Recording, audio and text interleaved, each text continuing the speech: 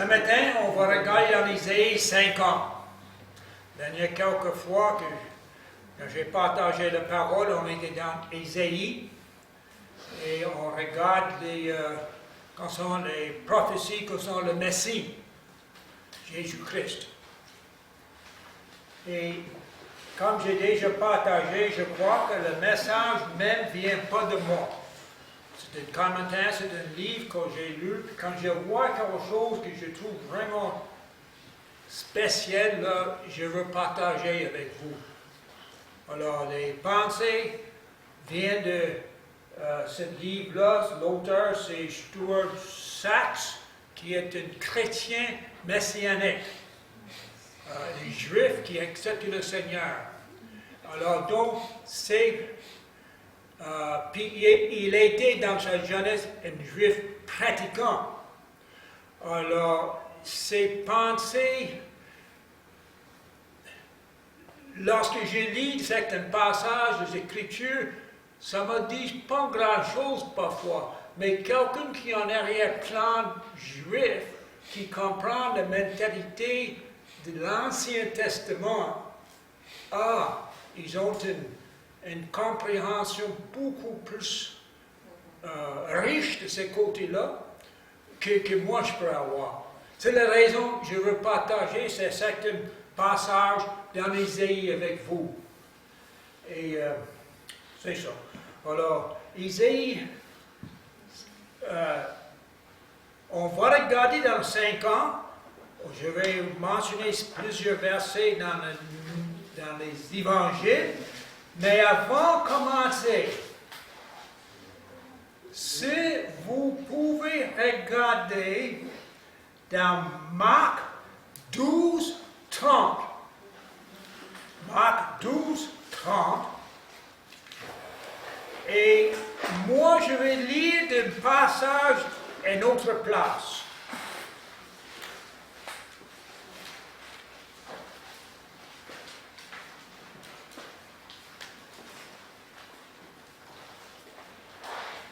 Juste pour, on va dire pour fun un peu, mais juste pour voir la ressemblance.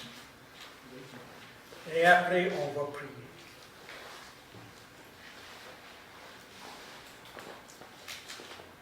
Regardez dans Marc 12, 30, et je vais lire.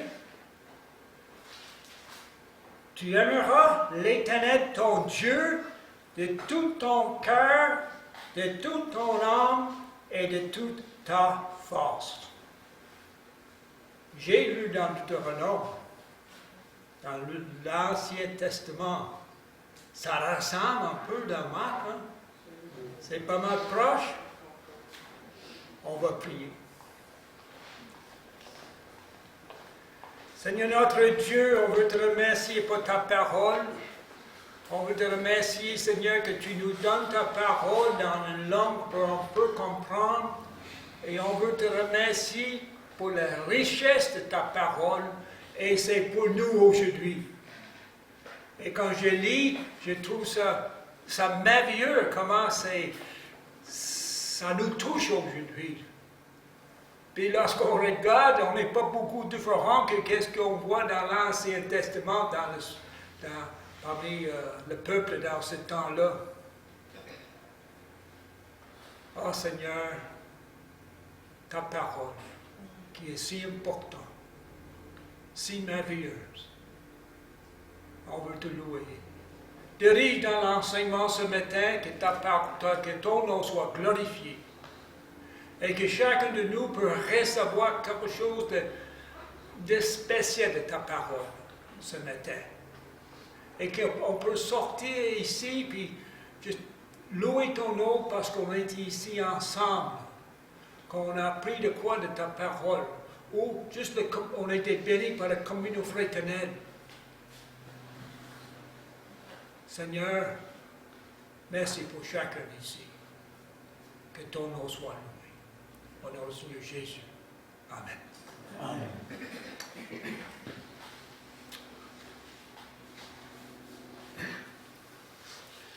Alors, Isaïe 50. Lorsque j'ai lu ces deux versets, lu ce verset ce matin, puis vous avez vu que ça ressemble beaucoup de l'enseignement du Nouveau Testament. Dieu a voulu depuis toujours avoir une relation intime et proche avec son peuple. Et je trouve intéressant ce matin aussi les chants et même la méditation du pasteur, comment ça va avec qu'est-ce que je veux partager ce matin. Et même dans l'Ancien Testament, c'était le désir de l'Éternel d'avoir cette relation intime et personnelle avec son peuple.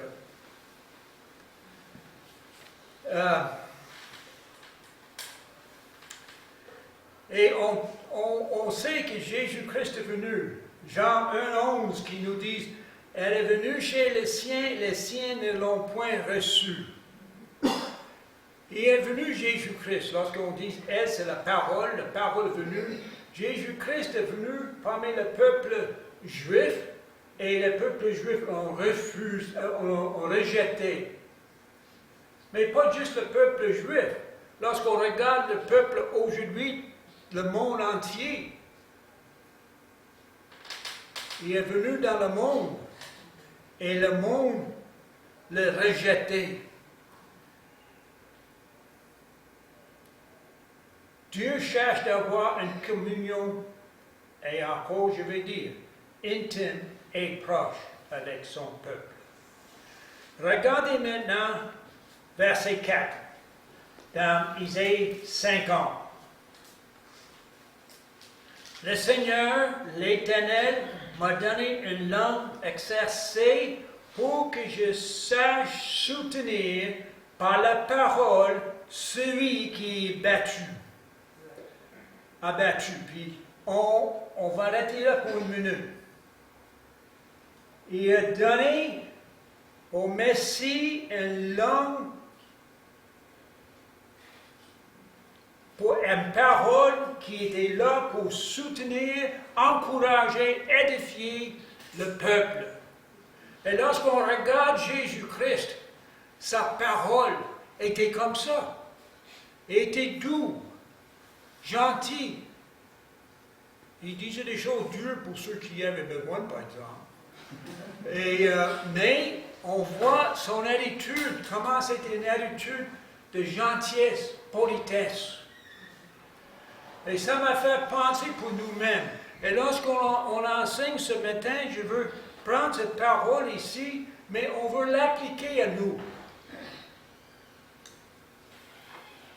Parce que je crois que la parole est toujours pour nous aujourd'hui. Nos paroles à nous, est-ce que nos paroles, c'est une parole qui encourage, qui édifie, qui soutient ceux qui sont abattus? Et dans ce temps de COVID, j'ai entendu, on écoute la radio de temps en temps pour les nouvelles, puis les nouvelles est toujours la même nouvelle. C'est toujours le même sujet. Depuis 1 an et demi, 2 ans maintenant, pas mal le même. On peut deviner qu'est-ce qu'il va dire. Mais ils disent comment le monde sont découragés aujourd'hui. Mais le Seigneur nous a mis ici pour être des mondes qui encouragent et par la parole. C'est ça que Jésus-Christ a fait lorsqu'il marchait sur terre. Et on va continuer dans le verset 4.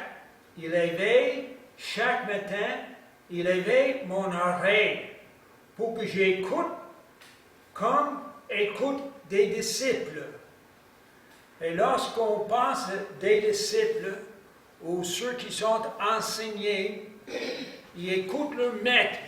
Ils écoutent leur maître.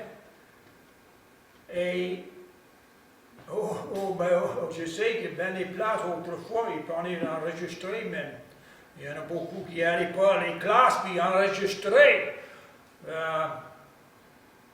Il n'y avait pas l'enregistrement dans ce temps-là. Ils écoutaient leur maître. Et je vois ici, il réveille chaque matin mon oreille pour écouter.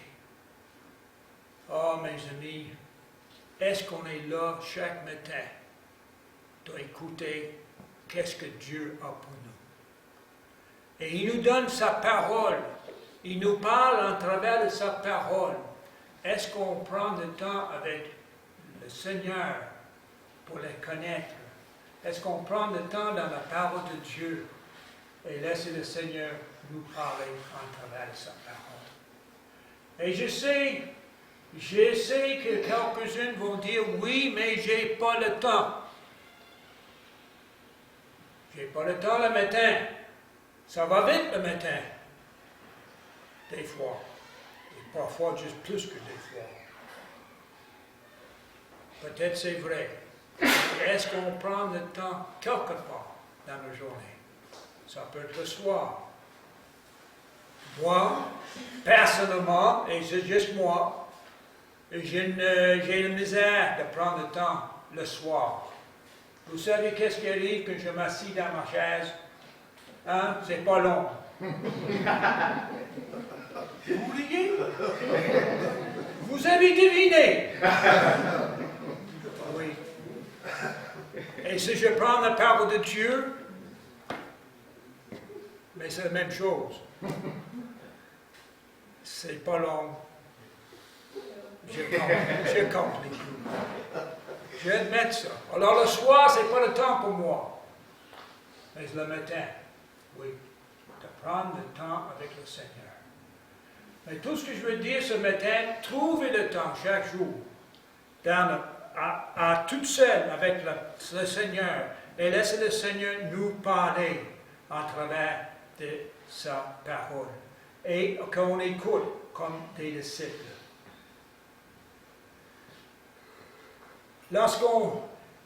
Vous savez, dans Acte 13, ils ont parlé concernant Pierre et Jean. Et ils ont dit, devant les principaux sacrificateurs, ils ont dit, ils furent étonnés, sachant que c'était des hommes de peuple sans instruction. Et il les a reconnus pour avoir été avec Jésus. Et je trouve ça vraiment merveilleux de voir. Les disciples, ils ont passé 3 ans avec Jésus. Ils ont marché avec lui. Ils ont écouté les enseignements de Jésus. Ils ont mangé avec lui. Ils ont vu comment ses actions, comment il agissait avec le monde.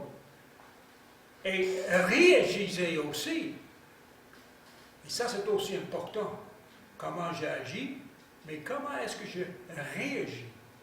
Quand quelqu'un me dit de quoi que j'aime pas, ou quelqu'un fait de quoi que j'aime pas, c'est aussi important. Et donc, il était avec le Seigneur, des disciples, pour 3 ans. Donc, manger avec, marcher avec, écouter. Et ils ont campé à côté du chemin, j'imagine, dernière fois aussi. Oui, puis ils étaient reconnus, les disciples, comme des disciples de Jésus, comme il était avec.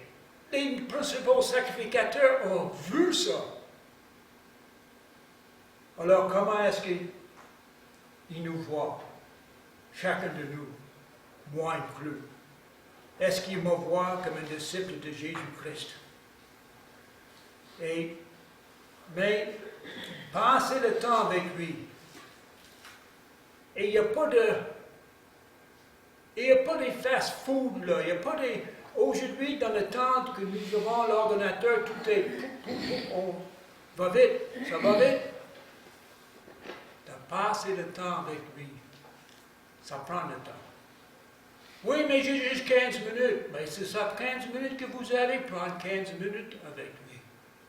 Et vous allez voir, petit à petit, ça va encore plus loin. Ah, mes amis, on voit que le Messie a pris le temps le matin d'écouter d'écouter l'Éternel. D'écouter l'Éternel. Ici, c'est une prophétie concernant le Messie. Et on voit comment Jésus faisait. Et on continue.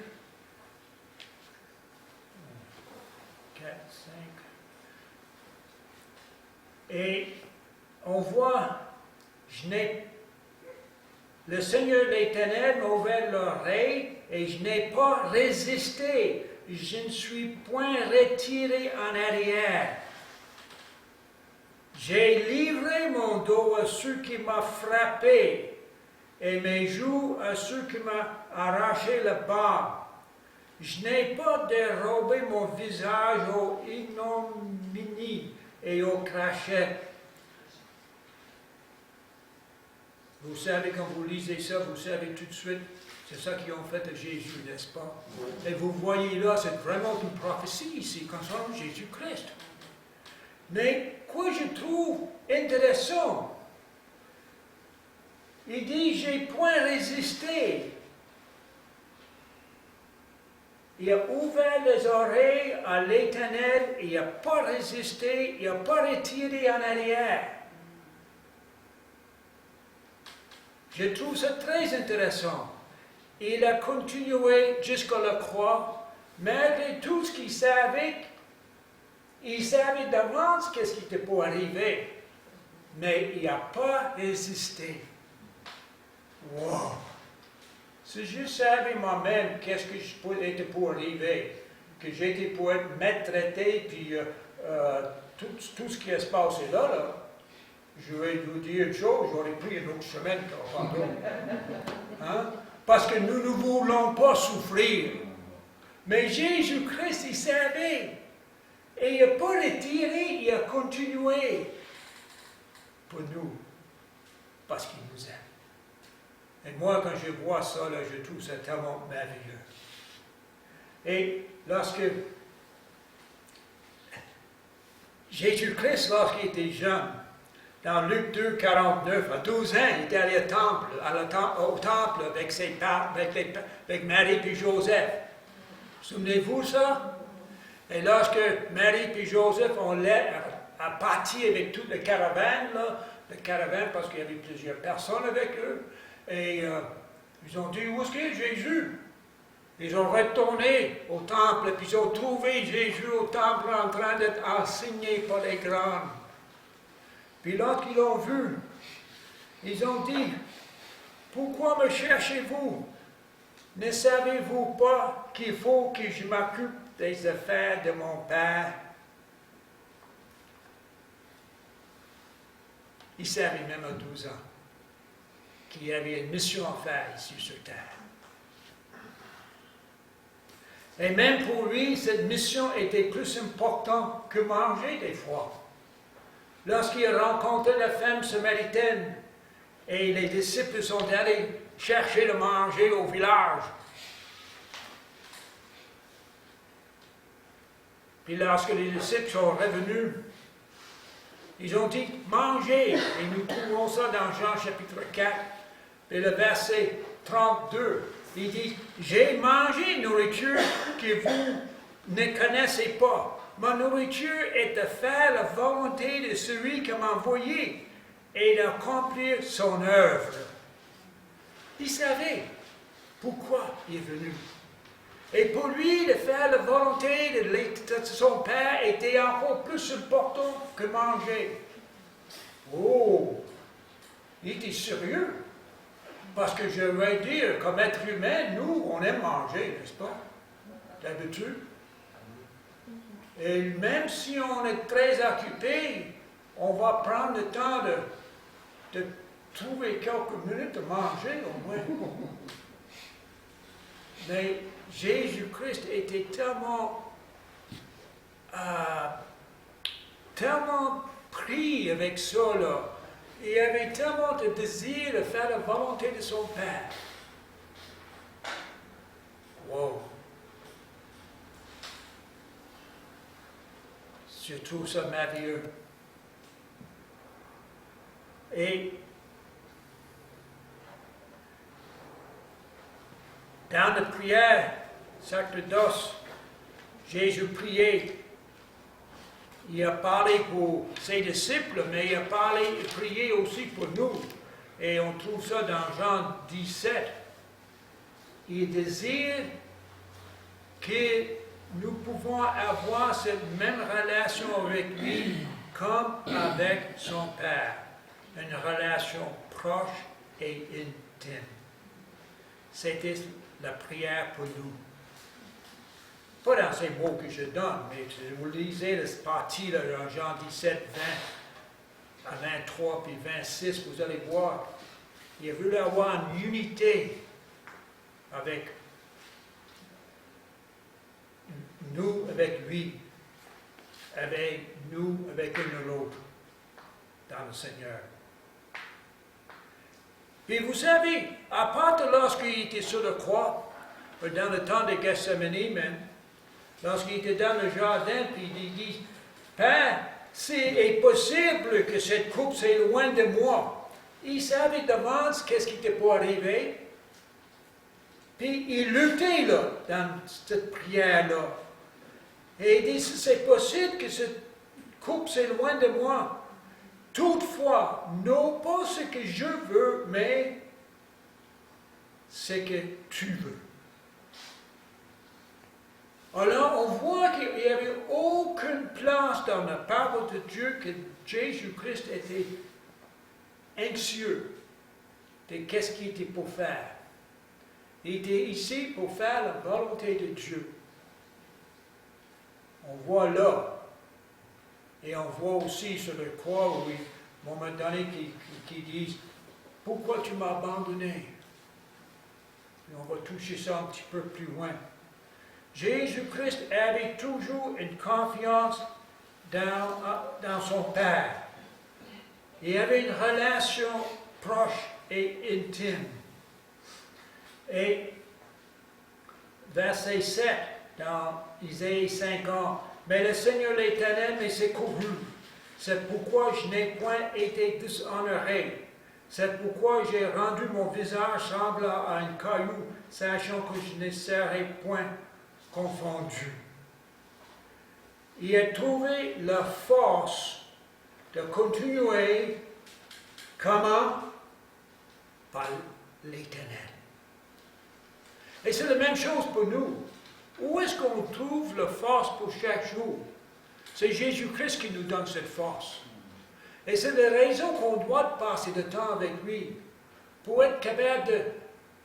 On va à la source pour prendre de l'eau.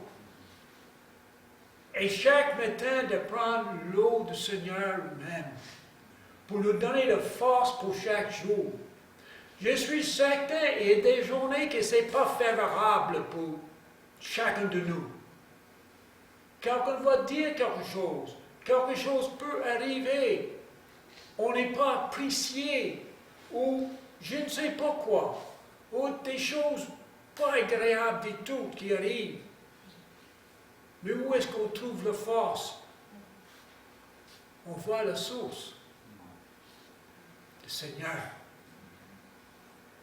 Même les disciples disent, où est-ce qu'on va aller?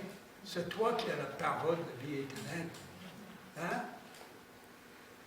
Alors, on voit que tout en travers de cette situation, le croix puis tout, il a trouvé le soutien dans la relation proche avec son Père. Et même Jésus-Christ a dit, pour nous, venez à moi, pour tous qui sont fatigués et chargés, hein? Et je vous donnerai du repos. Et souvent on dit, ouais, c'est pour la vie éternelle, c'est vrai. Mais on vient à lui aussi chaque jour pour qu'il nous donne le repos et la paix aussi. Seigneur, aide-moi, secours-moi. C'est Jésus-Christ, comme j'ai dit, qui a la parole de la vie éternelle. Allez, et sois encouragé. Il faut que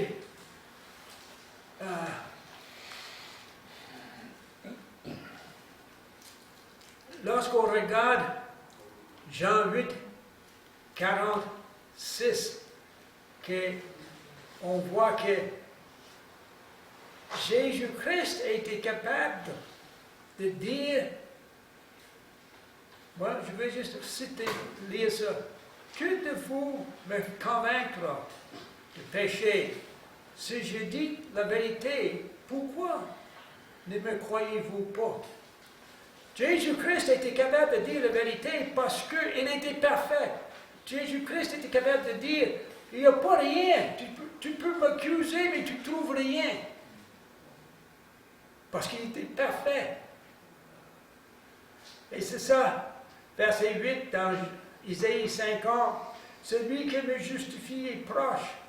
Qui me disputera contre moi? Comparaison ensemble. Qui est mon adversaire? Qui s'avance vers moi? Voici le Seigneur l'Éternel me secourra. Qui me condamnera? Voici, ils tomberont tous en lambeaux, comme un vêtement, une teigne de volera.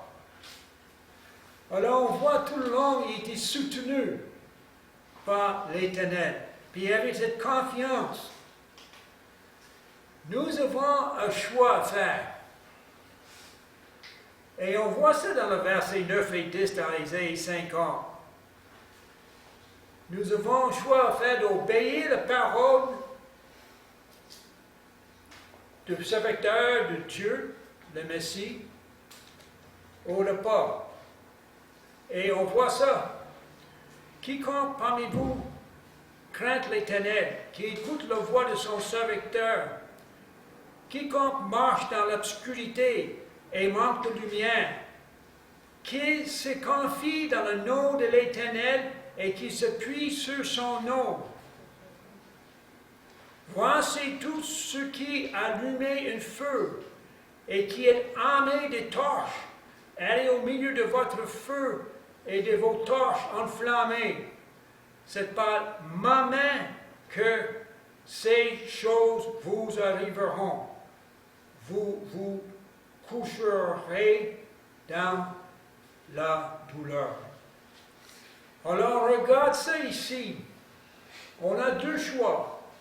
Soit obéir l'Éternel ou essayer nous-mêmes de marcher dans la lumière par nos propres feux. Maintenant, on voit ici, de cette partie ici, puis on voit les lumières, puis les feux, puis les torches, puis on pense tout de suite à Jésus-Christ lorsqu'il était pris. Mais je crois qu'ici, il parle, vous avez deux choix. Excusez-moi, je vais faire comme ça, il y a une petite mouche noire qui vole devant mes yeux. Là. On a un choix d'obéir la parole de Dieu ou allumer nos propres feux de camp, si je peux dire le même. Nos petites torches.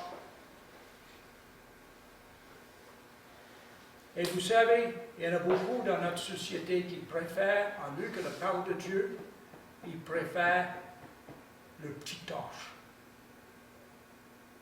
Je trouve ça intéressant. On écoutait encore la radio, les nouvelles. Il parlait comme ça d'un psychologue qui était découragé même à cause de la COVID. Quelqu'un qui téléphone, qui était chrétien. Et quand les chrétiens téléphonent, d'habitude, ils les coupent, ils ne les laissent pas parler. Mais cette fois, ils ne laissent parler à personne. Puis le madame me dit, je ne suis pas encouragé, j'ai la paix. Puis il y avait des misères avec ça, les autres, là. Il y avait des misères, il y avait la paix. Tu n'es pas supposé avoir la paix aujourd'hui, là. Mais en Jésus-Christ, on a la paix. On sait qu'il est avec nous. Alors, mais même avec la lumière, parfois nous-mêmes, et je vais arrêter bientôt, avec la lumière, parfois, on peut aller à côté et marcher dans le ténèbre. On peut allumer nos propres feux et suivre un sentier avec une petite torche, alors que la grande lumière du Seigneur Jésus-Christ. Parfois, on perd de nord, on va dire. On perd le sens, on perd la direction. Quand vous sentez, et je vais lire ça ici parce que je veux essayer de oublier ce que j'ai écrit. Quand vous sentez que tout est sombre et vous ne voyez pas la lumière au bout du tunnel, le tunnel de cette vie, n'oubliez pas les promesses de Dieu que vous avez apprises quand vous avez marché dans les ténèbres, dans la lumière. Est-ce que ça fait le sens que j'ai dit? Oui. Les choses que vous avez prises dans la lumière, n'oubliez pas lorsque dans le temps sombre de la vie, n'oubliez pas ces choses.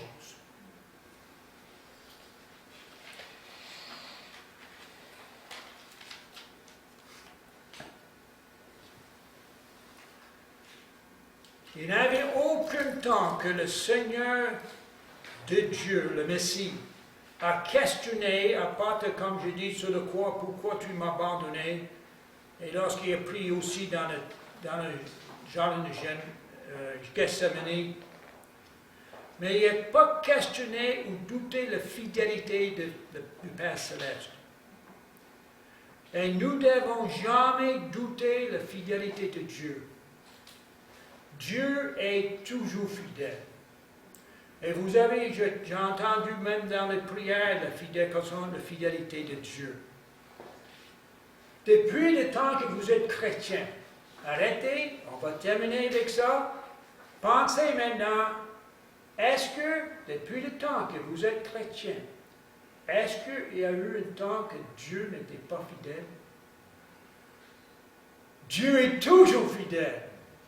Parfois, nous-mêmes, on va à côté un peu, n'est-ce pas? Ça peut arriver. Mais même dans ces temps-là, Dieu est fidèle. Et ça, je trouve merveilleux.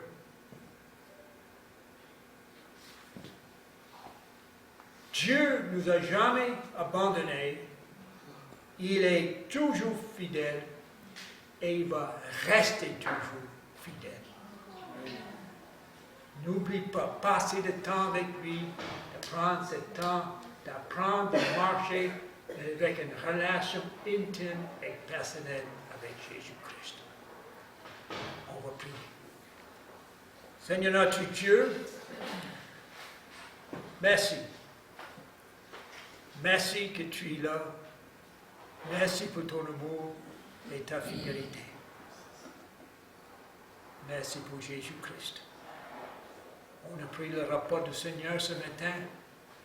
Et lorsqu'on pense, tu es allé jusqu'à la croix pour nous. C'est merveilleux. Merci. Et je prie maintenant pour chacun ici, que tu les bénis, tu les fortifies, tu les encourages, et tu sais les besoins de chacun ici. Nous prions que tu les rencontres, que tu les aides dans leurs besoins, et que tu nous aides à continuer à regarder vers toi. Parce que c'est là que vient notre force et courage. Et on veut te remercier pour ta fidélité. Et que tu nous aides de ne pas oublier que tu es toujours fidèle. Tu es toujours fidèle lorsque ça va bien, puis on est dans le... Et on est sur une haute montagne, on va dire. Et tu es toujours fidèle lorsqu'on marche dans la vallée. Merci. Et que tu nous aides de ne pas oublier qu'est-ce qu'on apprend dans la lumière. Et le temps de vallée, que tu vas nous aider de penser de ta fidélité de Dieu, de tout ce que tu as fait, parce que tu es merveilleux et grand et fidèle. Gloire à ton nom et merci au nom de Seigneur Jésus. Amen. Amen. Que le Seigneur vous bénisse. Bonne semaine.